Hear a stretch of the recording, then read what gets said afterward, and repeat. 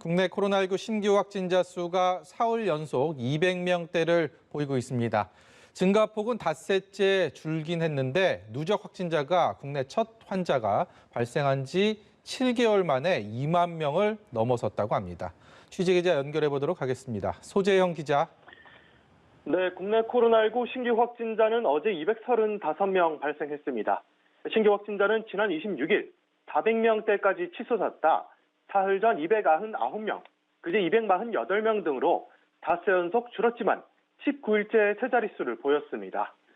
누적 확진자는 2만 182명으로 지난 1월 20일 국내에서 첫 확진자가 발생한 지 225일 만에 2만 명을 넘어섰습니다. 이 가운데 수도권 집단 감염이 본격화한 지난달 13일부터 19일 동안 나온 확진자는 5,400여 명으로 누적 확진자의 4분의 1이 넘습니다.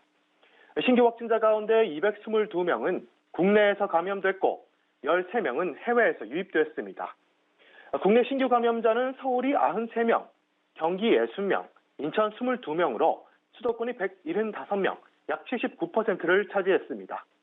비수도권에선 세종과 전북을 제외한 나머지 시도에서 확진자가 모두 나왔습니다. 사망자는 추가로 발생하지 않아 모두 324명을 유지했습니다. 네, 소재영 기자. 지역별로 집단 감염 여전히 이루어지고 있는데 지역별 추세 좀 살펴볼까요? 네, 수도권을 비롯해 전국 곳곳에서 집단 감염이 잇따르고 있습니다. 우선 지난 29일 첫 확진자가 나왔던 경기시 흥시 음악학원과 관련해선 접촉자 조사 중 17명이 추가돼 누적 확진자가 18명으로 늘었습니다. 광명시 나눔놀이터와 관련한 확진자도 14명 늘어 현재 15명에 달하는 상태입니다. 용인시 세빛교회와 관련된 확진자도 15명으로 늘었습니다. 울산 남구 지인 모임과 관련해선 그제 첫 확진자가 나온 뒤 6명이 추가돼 현재까지 누적 확진자는 7명입니다. 울산 지역 첫 집단 감염으로 현재 역학조사가 진행 중입니다. 기존 집단 감염도 계속 확산하고 있습니다. 서울 성북구 사랑제일교회 관련 확진자는 오늘 낮 12시 기준 모두 1,083명으로 하루 새 27명 늘었고 광복절 서울 도심집회와 관련한 확진자도 400명을 넘어섰습니다.